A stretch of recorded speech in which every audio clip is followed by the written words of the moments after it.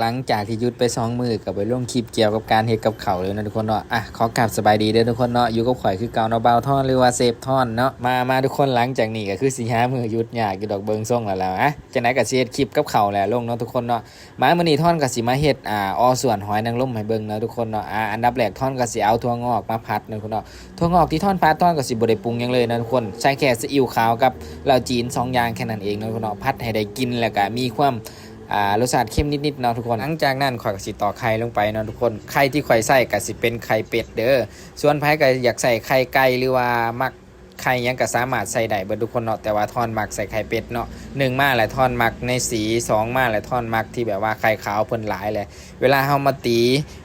สวนฉีแหละมันสิออกแบบแผ่นงามๆเลยทุกคนเนาะมันมีเนื้อที่แบบหลายแห้งและถามว่ามันเป็นสูตรบ่แม่นบ่ได้เป็นสูตรเนาะทุกคนเนาะมันสามารถใส่ได้ทั้งไข่เป็ดและก็ไข่ไก่เนาะแล้วแต่คนมักหรือว่าคนถนัดอยากสิกินแบบไข่เป็ดหรือไข่ไก่เนาะแล้วก็สิมีคำถามอีกเนาะว่าถ้าสมมุติว่าลูกค้าแพ้ไข่เป็ดได้ซะนะลูกค้าก็สามารถโน้ตมาได้เนาะให้ใส่ไข่ไก่ได้เนาะทุกคนเนาะส่วนของเฮามื้อนี้สิเสิร์ฟเป็นกระทะร้อนเด้อทุกคนเนาะแล้วก็ส่วนผสมของแป้งทุกคนเนาะใครที่อยากรู้หรือว่าอยากเฮ็ดก็สามารถทักมาถามทอนได้เด้อ